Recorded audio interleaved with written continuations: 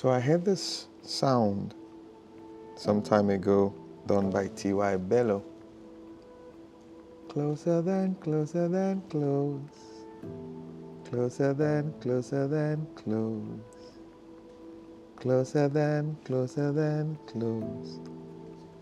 to me. Don't worry, it's not about singing today. Good morning, good afternoon, good evening, good everything. How are you? How are you? I'm fine. Yep, welcome to the Word Cafe live show. I did that song because it's been with me for a while, humming it and all of that. The closeness of God, it reveals a lot when you know how close God is to you. But that's not the conversation for today. Yes, you're seeing something in front of you, the chessboard. I had to do that song because sometimes, not sometimes, all the time for me, my inspiration comes from God, and He points me to things, and I dwell on it for a while. I learn from it, and I come to share. I know we've had this chess conversation on the show before, but that's not what we're going to do today, and we did a lot about that. And I want to use the chess to explain something that came to me. I call this episode the economic chessboard. From my country, Nigeria. A good number of us who have come across the chess game.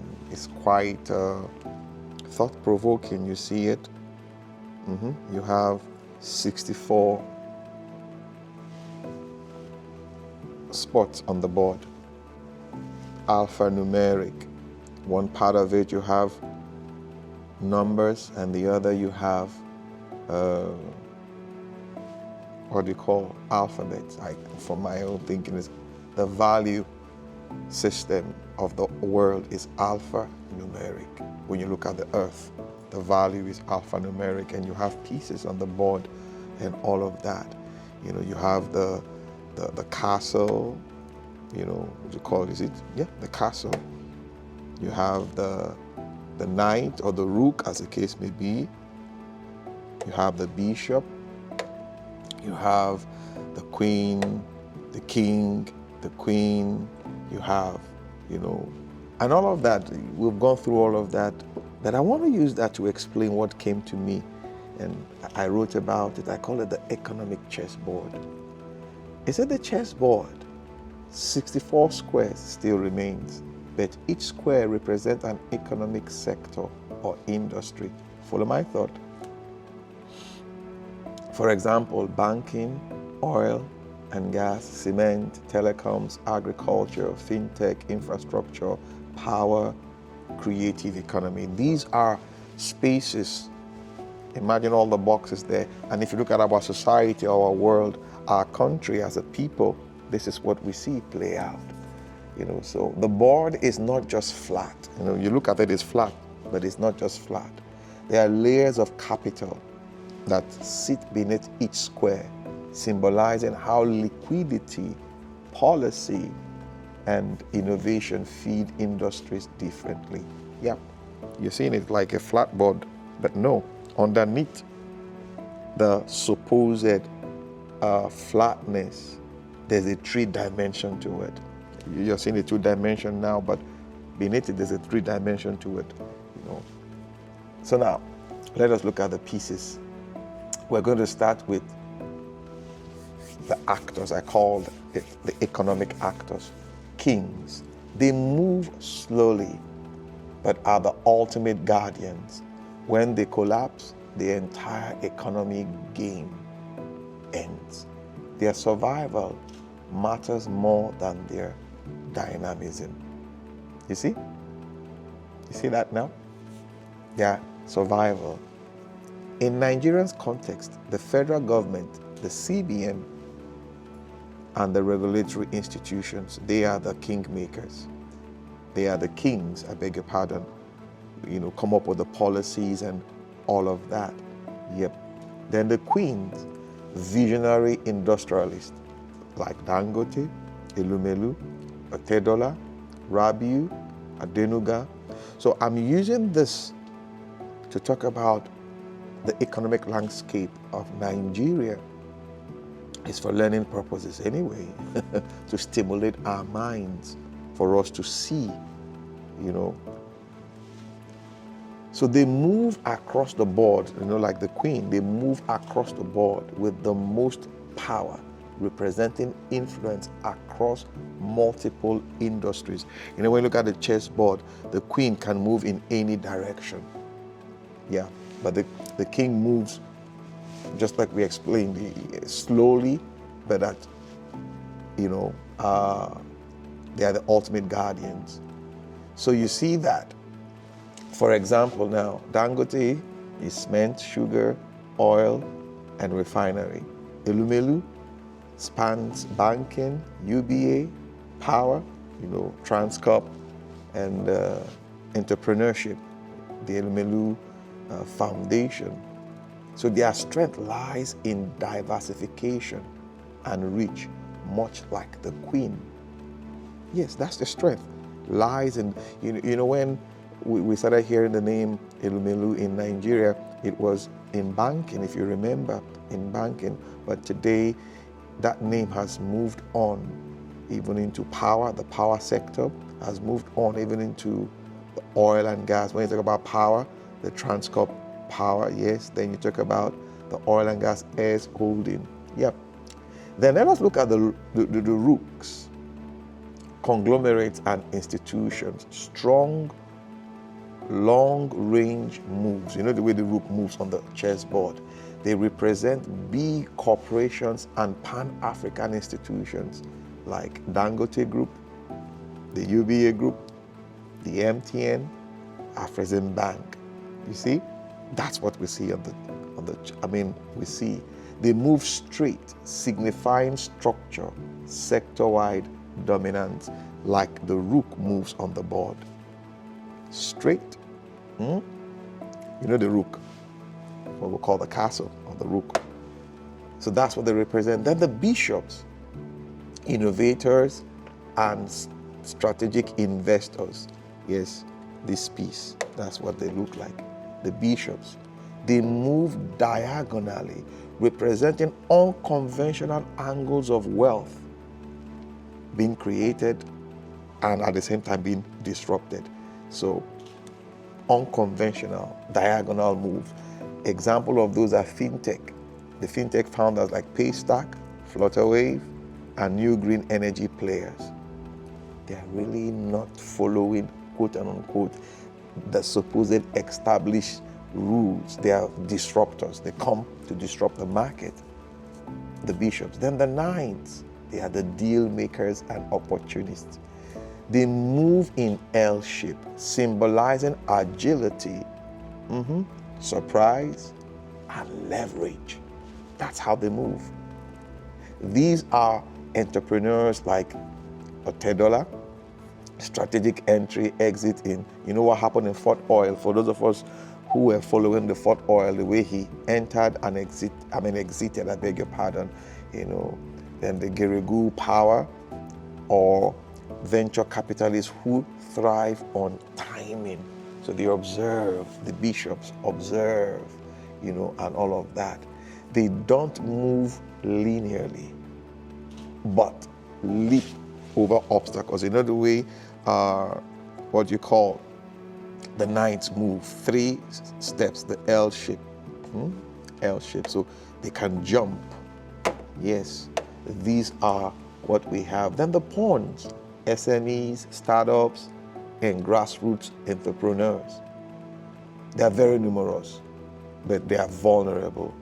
They advance slowly. When they reach the opposite side, they can transform, mirroring how African SMEs can scale into global firms if they survive. Yes, you know what the pawns are?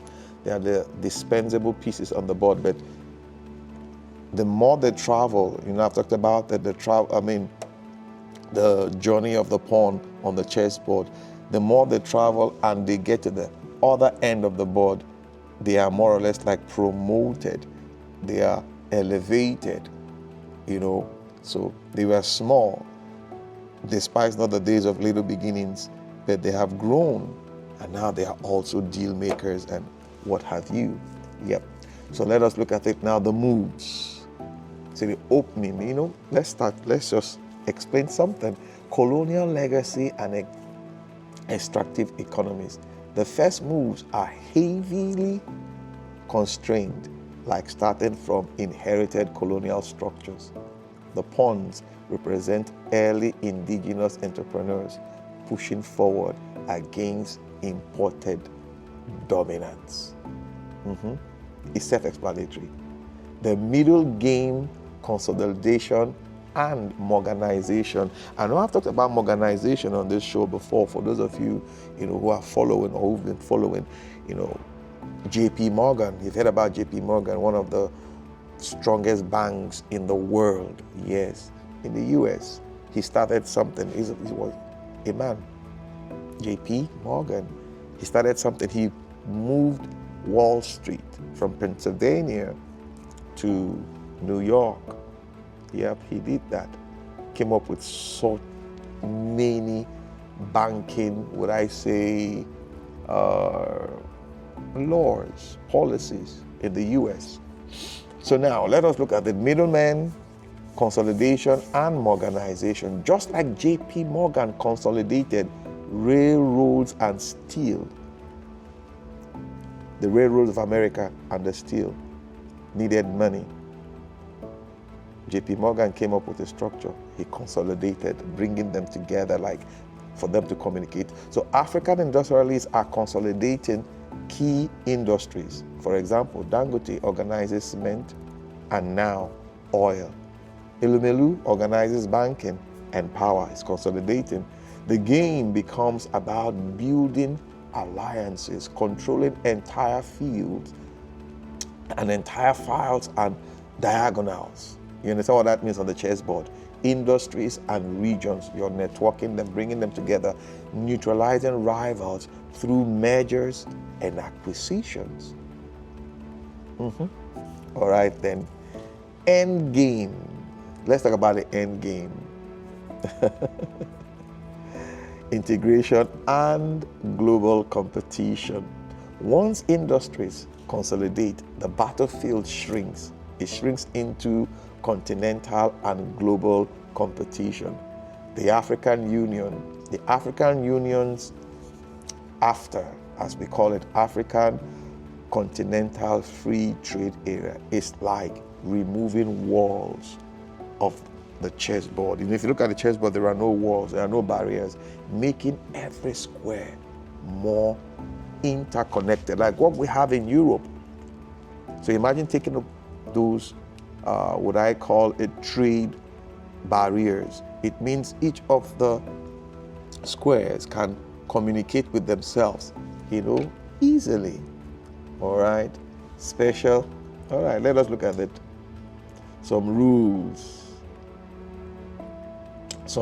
on the chess board that we can translate. There's what is called castling, strategic alliances. Example, Dangote partnering with state governments, or Elumelu working with global institutions like IFC.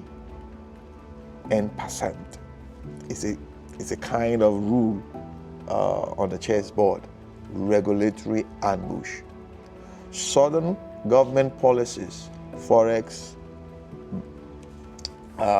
bans, fuel subsidy removals, new tax regime that capture players unexpectedly.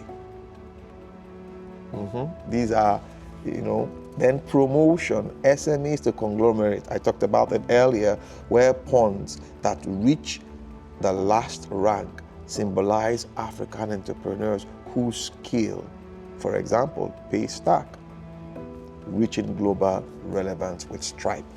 You heard about it when Stripe came for Paystack, and there was this collaboration, more or less like Paystack has grown across the chessboard. her journey to the other end, creating a unique entity. Now, victory conditions. Okay, let us look at the victory conditions. Not just checkmate. If you want to win, you checkmate and all that, but this is beyond that. Victory is sustainable economic dominance and societal impact. You see, a player may win by number one, monopoly or consolidation, owning an entire industry, just like what we see with with Dangote cement and refinery, owning an entire, diversification, spreading across multiple sectors, just like what Elumelu did, finance, power, and hospitality. Yeah. Innovation leap, disrupting incumbents, like what Flutterwave did, and Jumia, the e-commerce thing. Then policy influence, aligning with the king, yes, governments to secure long-term dominance. So the chess game becomes a mirror of Africa's economy, particularly Nigeria, where names like Dangote, Elumelu, Otedola, and the others play as queens, rooks, and bishops, and knights in a grand dance of consolidation, innovation, and survival. The J.P. Morgan Morganization parallels show up in how they organize chaos into structure, capturing not just squares on a board, but entire industries in Africa. So that's one thing about chess. It helps you think strategy. It helps you think. It broadens your horizon. It's not just a game for entertainment. It's a game that teaches you so much. Yep. Economics, politics, strategy, war games, and all of that. And when it came to me, I felt like, okay, when I worked on this, I said, I'm going to bring it and share it with you, my audience, to know that you can learn a lot and there are so much opportunities. Don't forget how all of this started in terms of the economics for our country from the colonial. So the smaller entities who went into the game and started to grow. And here they are today. Someone will ask, so what do you expect of me? Play more chess, maybe. Engage your mind more, maybe, in the economic landscape of your country, our country. Yeah, you can be part of it. You can be part of it. That's the truth. That is what the chess game teaches you. Like the pawn, quite insignificant, but her journey on the board, if you take your time to study her journey on the board, she ends up, or he ends up, becoming the king, or even the queen, as the case may be. All right, guys. That's what I came to do on the show today, just to share this with you, to stimulate your mind, for you to think, for you to really think, engage your mind. Why are things not working the way I want them to work? It could be you're not looking in that direction. Yep. It could be you're not moving in the right, what I call it, square on the chessboard.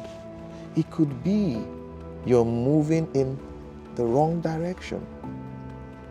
Or it could be you're not even doing anything. You're just there complaining. But this will help you. Are you a business person? Whatever you are into, this will help you. Policymaker, this will help you.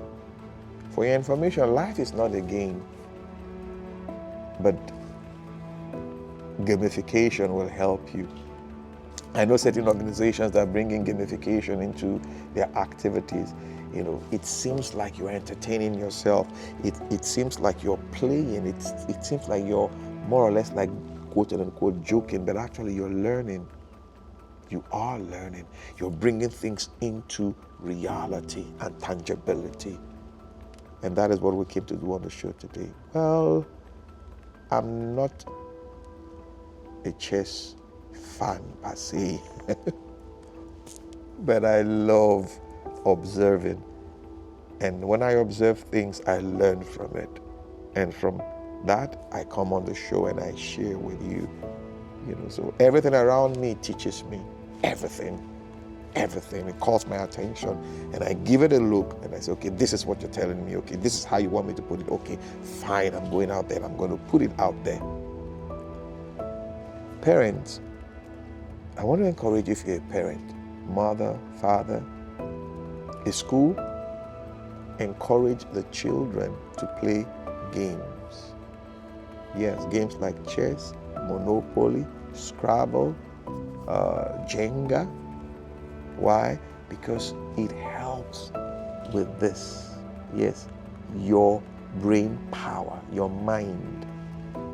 It helps fuel your mind. It resources, I beg your pardon, the mind with techniques, with strategy, with moves. It expands it to, that horizon. It takes away the blocks or the blockade, the blockages, I beg your pardon. It takes all of that away, and you're seeing possibilities. Yes, that's what it does. Gamification helps you see possibilities. It makes you think.